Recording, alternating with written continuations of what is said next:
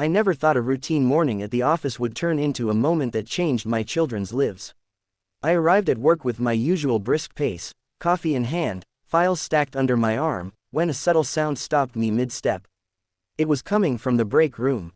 I peeked in, expecting to see someone humming or the radio playing softly, but instead, I found our janitor, Maria, sitting cross-legged on the floor, a bucket in front of her, tapping it in a rhythm that seemed impossibly complex for such a simple instrument.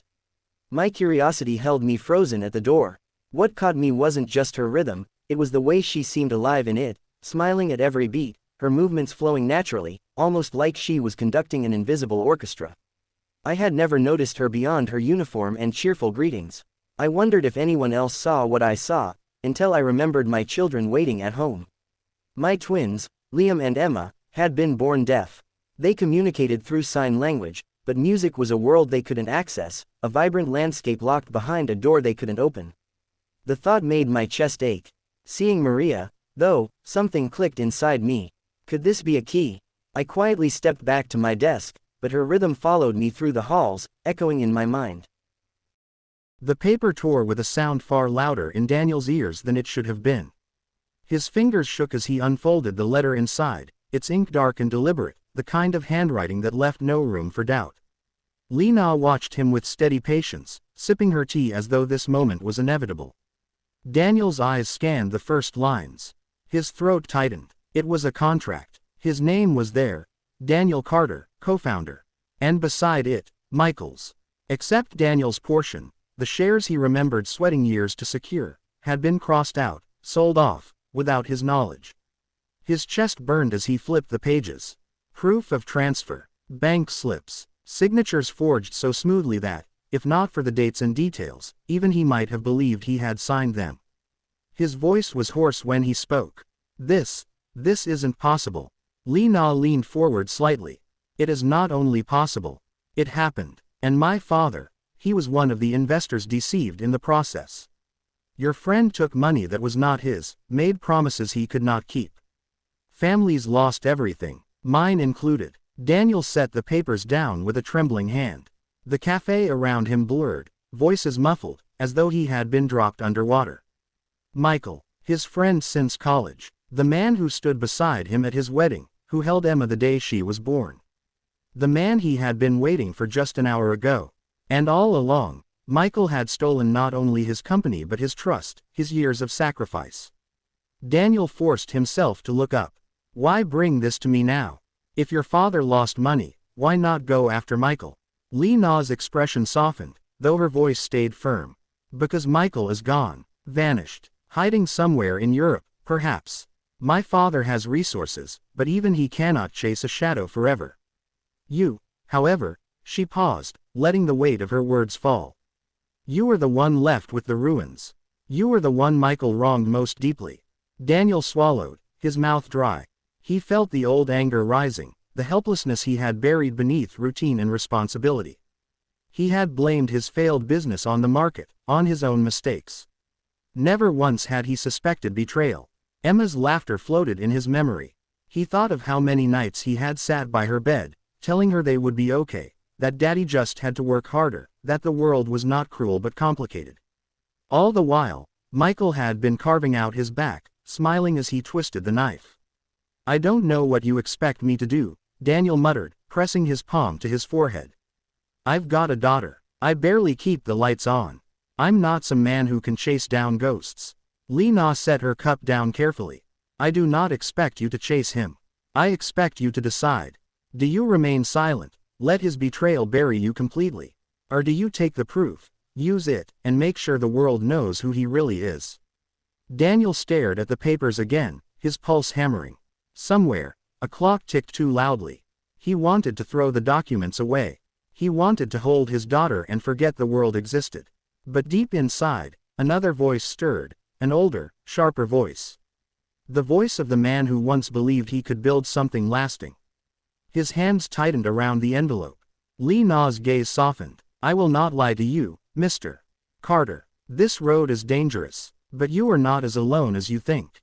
For the first time in years, Daniel felt something break through the fog of exhaustion, a dangerous, flickering hope. And with it, the first sparks of a vow. If Michael had stolen his life, then Daniel would take it back. Days turned into weeks. Maria became a fixture in our lives. She visited after school, bringing drums, plastic buckets, and even simple xylophones she had scavenged. The twins grew confident, learning to express themselves through rhythm, slapping surfaces, clapping hands, tapping pencils, even stomping feet in perfect coordination. I watched them laugh in ways I had never seen before, their faces alive with joy, their energy uncontainable. One afternoon, Maria introduced them to simple melodies by tapping different surfaces in sequence, showing them how patterns could create tunes. I realized that for the first time, Liam and Emma were composing music, not just imitating it. Maria encouraged them to create their own rhythms, to feel their own vibrations, and to tell their stories through percussion. They began experimenting, combining fast, frantic beats with slow, dramatic ones. Their tiny bodies became instruments themselves, moving in harmony with the vibrations they could feel. I felt tears prick my eyes. Something fundamental had shifted. My children were finding a voice they had never known, a language beyond spoken words. One Friday, Maria suggested we perform a small piece for the office. My heart raced at the idea. My children had never shared this secret with anyone else. But the twins were eager, their faces shining with excitement. Maria coached them patiently, showing them how to synchronize their movements, how to convey emotions through rhythm, and how to connect with an audience without sound. I watched, stunned, as they practiced tirelessly. Their enthusiasm was infectious. Even the office staff gathered around to watch, drawn by the energy emanating from the room. The performance day arrived, and the twins' tiny hands moved with precision, striking buckets, tapping desks, clapping together in perfect harmony. The office erupted into applause, but the twins didn't hear it, they felt it, the vibrations traveling through the floor and the furniture, enveloping them in warmth and love. Maria smiled, her eyes gleaming, as she witnessed their triumph. I realized that the janitor had not only taught my children music but had also given them confidence, courage, and the understanding that they could connect with the world in ways we had never imagined. Encouraged by their progress, I suggested we record their music. Maria was hesitant at first, but she understood the potential. We set up a simple home studio with microphones and digital equipment, allowing Liam and Emma to experiment freely. Maria guided them, teaching them how to layer rhythms, create dynamics, and explore different textures.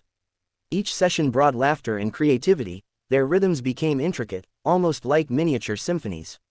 Watching them work, I marveled at the bond they had formed with Maria. She wasn't just a teacher, she was a mentor, a friend, and a bridge into a world my children had never accessed. I realized that her kindness and creativity had opened doors I hadn't known existed. The twins' music began to develop its own personality, playful, daring, and deeply expressive. I listened, imagining what they might feel, and I felt the music in my own chest, resonating in ways that words could never describe.